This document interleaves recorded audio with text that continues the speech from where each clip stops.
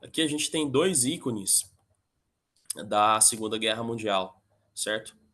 Que é a Colt 1911 e a Luger. Um dado interessante, a diferença de velocidade de produção. A Colt ela é 5 vezes mais rápida de produzir do que a Luger. O tempo de você produzir uma Luger, você produz 5.911, certo? Mais uma vez, a questão pautada de velocidade de produção. Então, todo processo que você tiver para poder ganhar velocidade de produção, tratando-se de arma e pensando que seu armamento vai ser utilizado em um eventual conflito, é interessante que você utilize esses meios para você ganhar velocidade, certo? E você, quando eu entrar nos processos de fabricação, vocês vão entender que alguns processos de fabricação, apesar de entregar uma qualidade muito alta, ele não me entrega custo e não me entrega velocidade, certo? Ele me entrega qualidade, entendeu? Uma coisa interessante que eu achei foi que depois que a Segunda Guerra Mundial acabou, um, um repórter foi perguntar para um general russo o que ele preferiria, quantidade ou qualidade. O general russo respondeu que a quantidade é uma qualidade em si mesmo. Na época, o repórter estava se referindo aos tanques alemães ou russos, qual que ele poderia vir preferir, né? Ele falou que a quantidade em si só é uma qualidade. Ou seja, essa é uma parte do pensamento russo que eu acho muito interessante. Muitas vezes, velocidade de produção e volume de produção é melhor do que ter um produto extremamente bom. A gente falando isso, pensando em quê? Em guerra, tá? Mais para frente eu vou falar um pouquinho da STEM também, que tem esse mesmo princípio, tá bom? Bora lá. Processo de fabricação, tá? Aqui eu elenquei alguns processos de fabricação que eu acho interessante do armeiro conseguir entender de onde que vem aquele tipo de peça, do que ela é feita e qual que é o processo de fabricação. Por quê? Primeiro, você entendendo o processo de fabricação, você sabe, você entende, compreende as características intrínsecas daquela peça e daquele material, tá? Segundo, para você fazer algum tipo de modificação, você compreende até que nível você vai poder fazer aquele tipo de modificação, tá? Então, isso é muito importante. Então, compreender os processos de fabricação, saber, por exemplo, às vezes o armeiro vai precisar fabricar uma peça para poder substituir, porque às vezes aquela peça não existe mais, certo? Se ele compreender os processos de fabricação, ele vai saber, ah, não, essa peça eu consigo produzir por isso, isso e isso. Às vezes, você tem algum tipo de peça que, se você produzir por outro processo de fabricação, você perde qualidade e você não consegue o objetivo final para cumprir aquele objetivo que você precisa também, tá? Então vamos lá. Aqui a gente tem os processos de usinagem, fundição, forjamento e estampagem. Existem outros processos de fabricação também, que são muito importantes. Só que eu trouxe esses, que é só para poder demonstrar para os senhores que depois na pós a gente vai se aprofundar em cada um deles, tá bom? Então bora lá. Usinagem.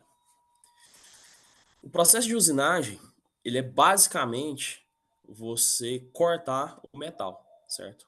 Então, imagina que você tem uma faca, por exemplo, e você vai cortar alguma coisa de madeira e retirar lascas. É basicamente esse o processo de usinagem, só que a gente faz isso pro aço, tá?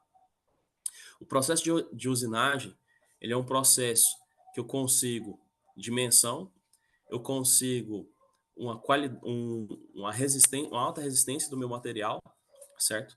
Eu consigo chegar em tolerâncias que eu quero, porém eu tenho a desvantagem dele ser lento, dependendo em comparação com outros processos de fabricação, e caro, certo? O que acontece? Ele é o processo mais antigo, um dos processos mais antigos de fabricação que a gente tem, tá? Então, a engenharia, tudo, as pessoas têm um grande know-how em relação a isso, tá? Partes das armas que são feitas por processo de usinagem. Se você pegar uma 1911, praticamente ela inteira é feita pelo processo de usinagem, tá? Então, é usinagem em tudo. Qual que é o problema? Velocidade de produção. Ela é relativamente baixa comparado com outras tecnologias. E custo, Ela é uma arma relativamente cara de se produzir, tá? Se você pegar outras armas, por exemplo, vamos pegar a Glock, você vai perceber que o cano e o ferrolho praticamente são feitos pelo processo de usinagem. O restante da arma é feito por outros processos, certo? Então, hoje nas armas modernas, as armas, por exemplo, a Delta hoje, cano e ferrolho é feito pelo processo de usinagem. O restante da arma é feito por outros processos de fabricação. Para se ganhar velocidade, alguns casos a gente consegue, utilizando outros processos, a gente consegue repetibilidade, entendeu? E a gente consegue também a questão da repetibilidade e a questão do controle dimensional e geométrico. Fundição. A fundição, o processo que ela funciona, existem várias tecnologias, mas o processo da fundição principal é o seguinte: você vai derreter o seu metal, certo? Você vai ter uma forma dele, você vem e despeja o metal líquido nessa forma. E aí ele vai pegar e vai tomar quando ele esfriar, ele vai tomar o formato da sua peça. Qual que é a vantagem desse processo? Eu consigo geometrias mais complexas de forma mais rápida e eu posso conjugar ele, por exemplo, com a usinagem. Então eu faço a minha peça fundida ou microfundida, dependendo da tecnologia, certo? E depois eu termino de acabar a minha peça na usinagem. Um exemplo interessante da questão da fundição é que, por exemplo, os Ruger, os peraí. Hoje no mundo, calibre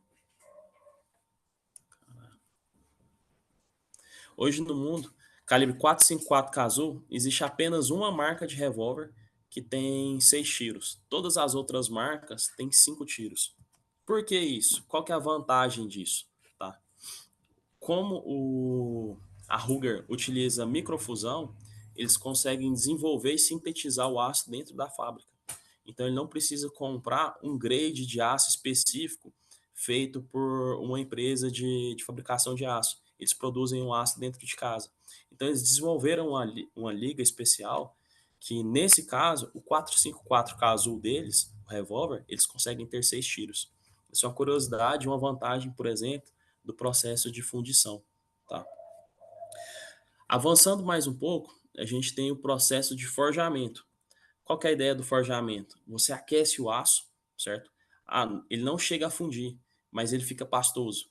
Então você vem e comprime, deforma ele e chega ele o mais próximo possível da geometria que você precisa. Dependendo do fabricante, alguns fabricantes utilizam esse sistema de forjamento, tá? Então, por exemplo, o cano, eles produzem pelo processo, eles aquecem, forjam o cano, formando o formato dele, então ele fica tipo um blank com o formato do aço, do cano, e depois terminam de fazer ele por usinagem. Qual que é a vantagem disso?